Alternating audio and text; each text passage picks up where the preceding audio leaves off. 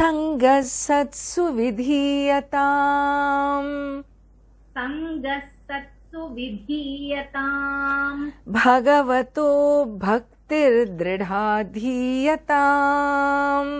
Bhagavato bhaktir dridhadhiyatam. Shantyadif parichiyatam. Shantyadif parichiyatam. Dridhataram karmashu santyajyatam. Dridhataram karmashu santyajyatam. Sadvidvanupasarpyatam. Sadvidvanupasarpyatam. Pratidinam tatpaduka sevyatam. Pratidinam tatpaduka sevyatam. Brahmaikaksharamarthyatam.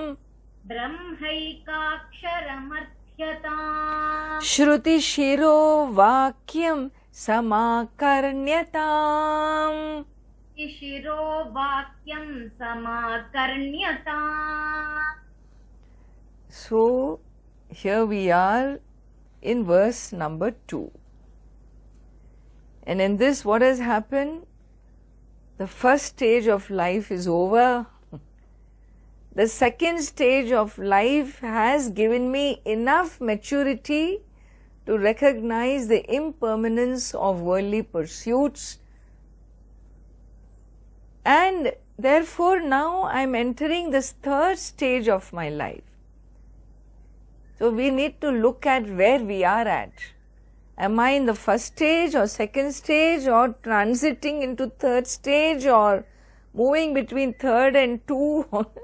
We need to look at where we are at, really speaking.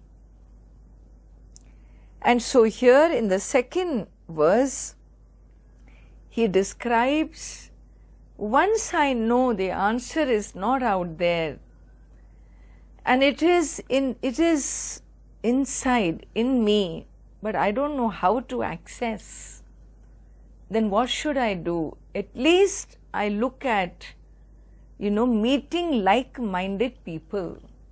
I work towards an emotional maturity. I work towards, preparation of my mind, prepare my mind, get my mind ready to be self-sufficient, to be less dependent on society, on others, on money, on comforts. Learn to live with simplicity, taking less and less from the world. Can I be happy? And this kind of a transiting into Vanaprastha. Transiting into an ashram life doesn't mean making ashram a 5-star. It is making my life, unwinding, undoing, simplifying my life. And therefore, it is in this verse number 2, there are certain attitudinal shifts that must happen. Verse number 2 focuses on the emotional maturity for this qualifying myself for self-knowledge. Certain attitudes that must come. And what are they? So he starts with Sangaha Satsu Vidhiyatam. So Vidhiyatam, this is he says, engage yourself with people of like-minded people. So people create communities. In fact, this is really a wonderful period in our contemporary society. You find, lot of little spiritual communities are emerging. They come in different ways. Not that everybody is clear about Atma Vidya, but Sangaha Satsu. Satsu means with the wise people, a company in the wise, with the wise. Company with people who believe in harmony, ahimsa, non-violence. So you have, vegan groups are there. I find very, very nice to meet this vegan community. Then you have yoga community, people belonging to yoga community. Or some Shaiva community, Vaishnava community. In India we have our own versions of these clusters. People create clusters, organic community, farming community, what is that, homeschooling community. These are all modern ways, new paths people are creating to move away from the rut, from the rut of the society, and come up with a few. All you need is a few families around you who think like you, and you have your community. So this way we become, but Ammaji, does that take you to moksha? Relax, one step at a time. One step at a time. Because when you become sensitive to life, you become a vegan, that's not a small thing. That itself brings you discipline, sensitivity, awarefulness, a certain awakening to life, respecting life. It develops in me protecting the sacred. So many attitudes get connected to a simple, thing like that, one simple practice like that.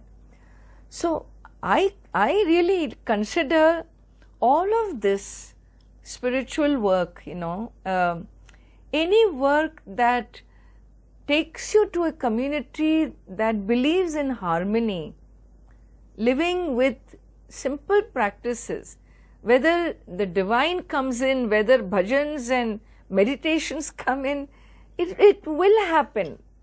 Maybe you will outgrow a small community and you will move into something else, but you will be inching your way forward towards maturity, and all these processes are necessary to be integrated inside to really look for this self-awakening. All of this attitudinal shifts have to happen. Think of it in an agricultural society in old India and older civilizations. When agricultural societies, people were already tuned into the nature. So much they were in touch with nature. They were nature lovers, they were nature worshippers. And they worked with nature. They took, in what do you call, they had a ethic. A cultural ethic was there in societies in the past, in even killing animals for food. They used to have their buffalo dance and this and that if a tribe killed a buffalo. So these were all the cultural ethic, seeking forgiveness, taking the minimum. So all of that, I consider all these contemporary things that have emerged, they all take us towards what? A certain self-awarefulness, sensitivity towards life, non-violence, ahimsa, which is such an important value to be cultivated. All this comes into me and it gives a certain maturity, And so, I can put all of that under Sangaha Satsu Vidhiyatam. Yes. Because we need to be relevant to our times. We cannot say you have to only find bearded, orange-robed swamis. Then what about me? I mean, I'll go jobless, So I don't have a beard, but at least I fulfill some condition. I have the robes. It's not about robes and beard. It's about the principles of life which are respected, and modern contemporary new age spiritual world, really people all over the world are discovering these things in a massive way. 50-60% of Americans believe in reincarnation today. You know, in my own life I have seen from my young years where America was the last place that would you could talk about reincarnation. It was looked upon as what, you know, people laughed at it. But today Hollywood produces films and talking about so many of these things. So there is a phenomenal acceptance of rebirth, of past lives, of the journey, of the connectedness of law of karma and how we move life after life. So there are so many wonderful, even medical practitioners who talk about this. And so many emerging communities exist in Europe, US, all over the world. And so it's wonderful to see that humanity is coming in line. You know, there is an emergence of some bigger awakening, and especially after the pandemic. After the pandemic has shaken human beings to the core, and there is a re-emergence of new philosophies in people and finding different paths where people really are less moving into materialism and so on, and all that must come under this sadhana of creating spiritual communities.